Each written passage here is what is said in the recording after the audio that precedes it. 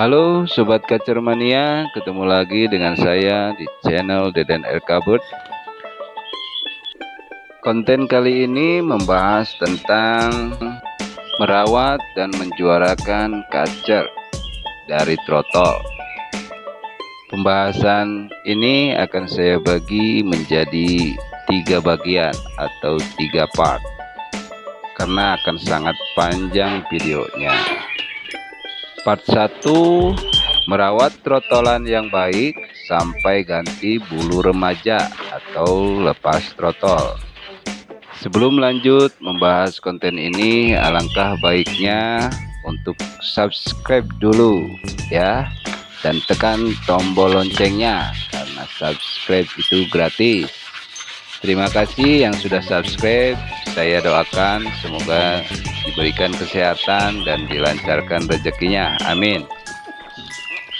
Dalam rangka mendukung program merawat kacer dari trotol, khususnya dari penangkaran, saya ingin mencoba membagikan pengetahuan dan pengalaman saya dalam mengoptimalkan bakat yang telah dimiliki oleh beberapa trotolan kacer yang saya rawat, sampai akhirnya berhasil nampil sesuai dengan kemampuannya di gantangan.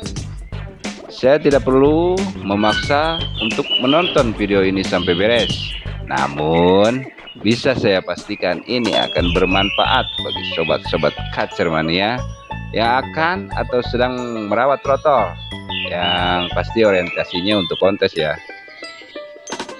Perawatan ini saya bagi menjadi 3 tahapan.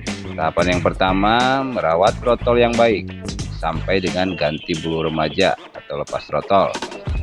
Dan untuk tahapan kedua dan ketiga akan saya bahas di video berikutnya. Jadi biar nggak ketinggalan, saya ingatkan kembali untuk subscribe, karena subscribe itu gratis. Terima kasih. Tahapan pertama saya bagi lagi menjadi 3 bagian, yaitu yang pertama, memperkenalkan pola perawatan harian atau dasar sampai memasuki masa pergantian bulu remaja. Pada tahapan ini orientasinya adalah pengoptimalan asupan nutrisi supaya trotol tumbuh optimal fisiknya. Dalam tahapan ini sebenarnya tak ada tuntutan baku terkait pola makanan, pur yang diberikan, berapa jumlah EF serangga, apa aja jenisnya, lalu bagaimana pola mandi, jemur, dan istirahatnya. Namun akan ideal jika pola ini kita atur sejak sini. Untuk pola makan, berikan aja pur burung yang mudah ditemukan dan burung sangat doyan. Jumlah EF, berikan berbagai macam jenis EF semampu burung, baik itu jangkrik, ulat, kroto, cacing, ataupun ikan-ikan kecil. Selain itu, ajarkan pula makan buah-buahan seperti pepaya dan pisang untuk melengkapi asupan nutrisinya. Karena pada periode ini burung doyan banget makan untuk mengoptimalkan pertumbuhannya. Tak lupa berikan vitamin B kompleks atau vitamin C untuk mengoptimalkan metabolisme dan memperkuat daya tahan tubuh. Untuk pola jemur, rutinkan jemur setiap pagi hari setelah diberi makan. Cukup 20-30 menit saja. Setelahnya mandikan di tempat keramba, bersihkan sangkar, lanjut istirahat sampai sore dengan digantung di tempat teduh dan nyaman sampai sorenya. Lalu di sore hari bersihkan sangkar kembali, mandikan lagi bila dirasa perlu dengan tanpa paksaan. Kemudian beri makan, lalu istirahatkan dengan dikerodong sampai pagi.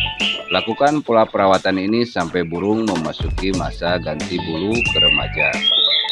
Yang kedua, pola perawatan saat pergantian bulu remaja.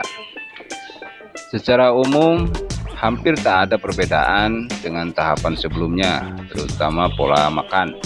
Hanya berbeda di pola mandi, jemur, dan istirahatnya.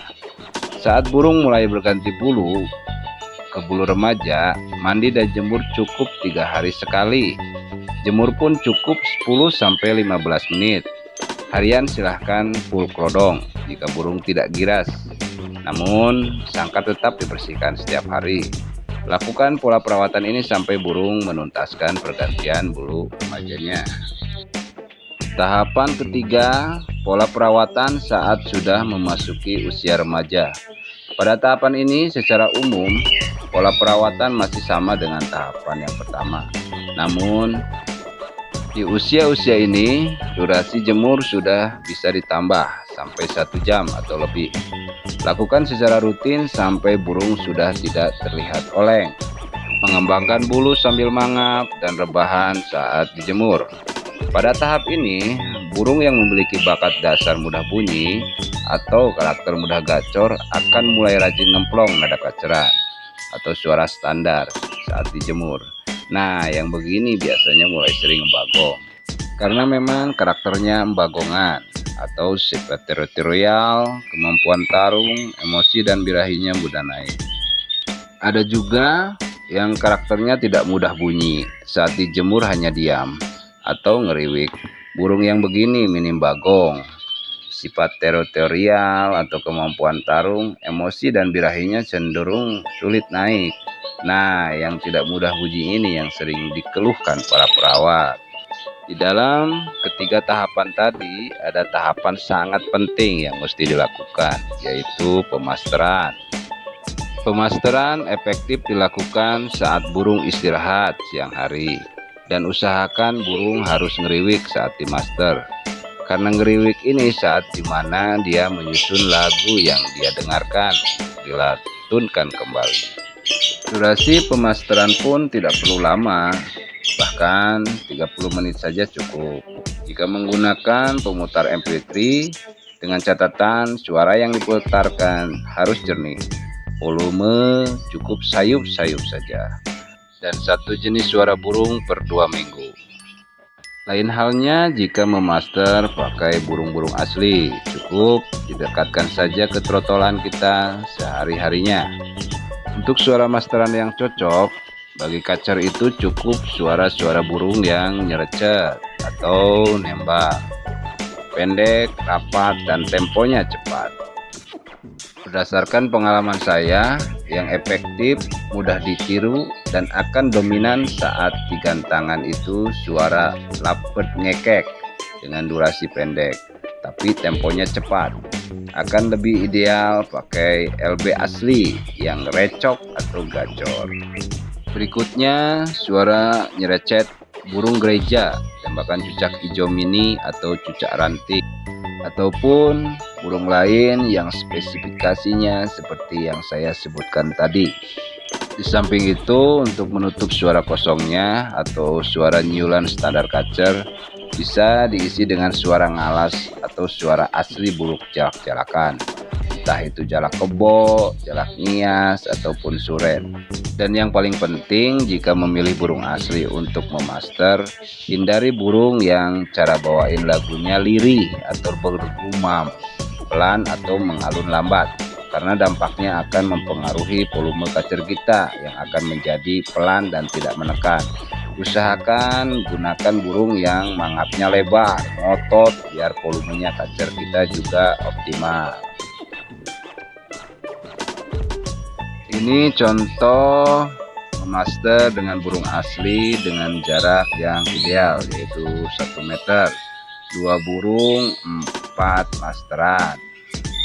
Demikian pengalaman saya dalam merawat kacer trotol sampai dengan mutasi. Berikut pula cara pemasterannya.